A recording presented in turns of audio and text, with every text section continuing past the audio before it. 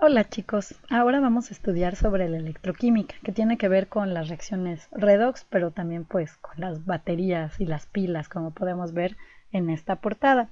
Las pilas se las debemos en parte a este físico italiano, Alessandro Volta, que desarrolló la primera pila eléctrica en 1800. Él para hacer este dispositivo se basó en experimentos de un colega italiano suyo, el médico y fisiólogo Luigi Galvani, que hizo experimentos sobre algo que entonces se llamaba la electricidad animal. Volta diseñó su pila apilando, por eso se llama pila, discos metálicos de zinc y de cobre, entre los cuales ponía telas mojadas de agua con sal, y así lograba producir una diferencia de potencial, es decir, un voltaje. Se llama voltaje justamente en honor a Volta. Esta pila de Volta o pila voltaica, aunque parece muy lejana a una batería de coche, a las pilas que usamos todos los días en diferentes aparatos, a la batería que tienen nuestros celulares adentro, finalmente es el antecedente. Todas las pilas que usamos son como las hijas de esta pila voltaica. Quisiera regresar un poco a esto que mencioné sobre la electricidad animal, los experimentos que hizo Luigi Galvani. Él era médico y fisiólogo, estudiaba cómo funcionaba el cuerpo humano y también de los animales, y en alguna ocasión estaba abriendo una rana y estaba usando un bisturí, un cuchillo que es muy filoso, que lo usan los médicos o se usa en disecciones. A lo mejor ustedes recuerdan haber usado uno en biología cuando abrieron un pez, en pescado en el laboratorio. Bueno, estos bisturís son metálicos y esta rana que Galvani estaba estudiando estaba colgada de un gancho de otro metal y él sin querer tocó con el bisturí el gancho metálico y hubo como una chispa, y con esta pequeña descarga eléctrica lo que sucedió es que las patas de esta rana, que ya estaba muerta, se contrajeron como si la rana hubiera estado viva y tuviera voluntad de mover sus patas. Por supuesto, esto le llamó mucho la atención a Galvani y repitió el experimento ya intencionalmente varias veces.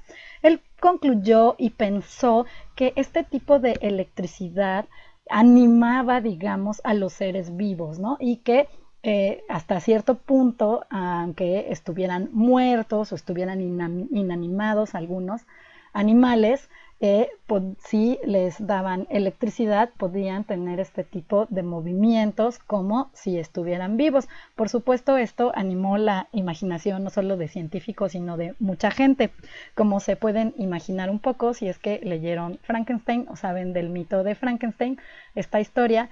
Este tipo de experimentos de la electricidad animal o galvanismo, que también se llamaba por Luigi Galvani, inspiraron a Mary Shelley. Mary Shelley vio alguna vez una demostración de esto que sucedía cuando se le aplicaba electricidad a una rana muerta, ¿sí? Porque había incluso demostraciones así como para el público en general, donde mostraban este tipo de fenómenos. Y ella presenció una alguna vez, o por lo menos leyó de esto, y eso fue parte de lo que la inspiró a escribir Frankenstein, donde el doctor Víctor Frankenstein crea un monstruo que no tiene nombre a partir de un experimento similar donde utiliza la electricidad de una tormenta eléctrica.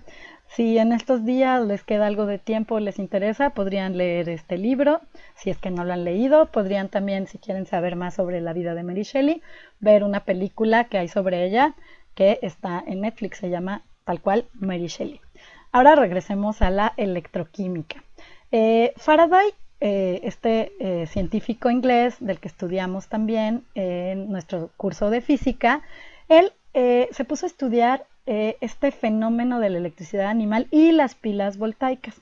Con los experimentos que él hizo, él concluyó que no era que los animales tuvieran una electricidad especial, que tuviera que ver con la vida o producir vida, sino que simplemente era un fenómeno que se podía producir en algo donde hubiera metales y donde hubiera sales disueltas, y finalmente los fluidos en un tejido vivo o bueno incluso muerto contienen sales disueltas y por eso había una conducción eléctrica. Entonces él concluyó que lo que sucedía en una pila voltaica o lo que sucedía en los experimentos de Galvani era prácticamente lo mismo, era la conducción de corriente eléctrica y que existía un solo fenómeno. Y a Faraday, junto con John Daniel, otro científico inglés, se le considera a ellos los fundadores de la electroquímica actual. Aquí hay una foto muy antigua, un daguerrotipo de Daniel a la izquierda y Faraday a la derecha haciendo algunos experimentos de electroquímica, que es esta parte de la química que estudia las conversiones de la energía química que hay en las reacciones y la energía eléctrica. Recordemos que ya estudiamos que en las reacciones químicas hay un intercambio de electrones, es decir, como se forman y se rompen enlaces, se tienen que mover los electrones, porque al final de cuentas lo que hace que existan enlaces entre átomos son electrones. Y entonces movimiento de electrones que hay en las reacciones químicas, sobre todo principalmente en las reacciones redox, es lo que hace que se pueda producir un movimiento de cargas, corriente eléctrica. John Daniel diseñó otra pila diferente a la que había diseñado Volta. Esta es como más húmeda. La otra, recordemos que eran los discos apilados metálicos y se les ponía esta tela mojada en agua con sal, digamos. Aquí él diseñó una pila que además es cilíndrica, que se parece un poquito más a lo mejor al diseño de las baterías que usamos ahora, aunque están cerradas y no podemos ver lo que hay adentro, pero sí tiene una base, es una base más cercana a las baterías que usamos. En esta él tenía un ánodo de zinc metálico, estaba sumergido en una disolución de sulfato de zinc, y un cátodo de cobre sumergido en una disolución de sulfato de cobre y producía una diferencia de potencial, un voltaje de 1.10 volts. Aquí quisiera que hiciéramos una pausa porque acabo de mencionar dos términos de los que no habíamos hablado. El ánodo va a ser el electrodo, la parte de la pila o celda electroquímica en la que va a ocurrir una reacción de oxidación, es decir, donde el material que está ahí, del que es el ánodo, va a perder electrones. Y el cátodo va a ser el electrodo, la parte de la celda electroquímica de la pila en donde se produce una reacción de reducción, es decir, donde un material, el material del que es el cátodo, va a ganar electrones. Para recordar cuál es cuál, les tengo esta regla mnemotécnica, esta regla de memoria. En el cátodo ocurre la reducción, las dos palabras empiezan con consonante, cátodo, reducción. Y en el ánodo ocurre la oxidación, las dos palabras empiezan con vocal, ánodo, oxidación. Espero que con esto lo puedan recordar. Ahora sí, aquí tenemos un esquema de una pila de Daniel más moderna, en el que tenemos separados las partes del cátodo y del ánodo. Por un lado tenemos el zinc metálico en la disolución de sulfato de zinc, por otro lado tenemos cobre metálico y la disolución de sulfato de cobre. Están en vasos separados o en envases separados, pero tenemos que poner entre ellos algo que se llama puente salino, un tubo donde haya una disolución de otra sal, en este caso es cloruro de potasio, para que haya una comunicación entre estas dos disoluciones. Y además estas partes metálicas están conectadas con un cable que cierra el circuito, que es donde está pasando los electrones, donde se produce la corriente eléctrica, la cual podemos aprovechar o medir. Está representado ahí con un círculo y una A de ampere, que es la intensidad de corriente. Estamos diciendo que ahí se produce una corriente eléctrica. Esto sucede porque ocurre esta reacción. La reacción completa es que tenemos zinc metálico sólido que reacciona con sulfato de cobre en disolución acuosa para producir cobre metálico sólido y una disolución de sulfato de zinc acuoso. En el caso de las reacciones redox y las reacciones electroquímicas, nos conviene más escribir solo las especies que son las que están participando en esta reacción redox, en este caso solo el cobre y el zinc, quitando el sulfato. Entonces queda así la reacción iónica. El zinc metálico reacciona con iones cobre 2+ para producir cobre metálico y iones zinc 2+.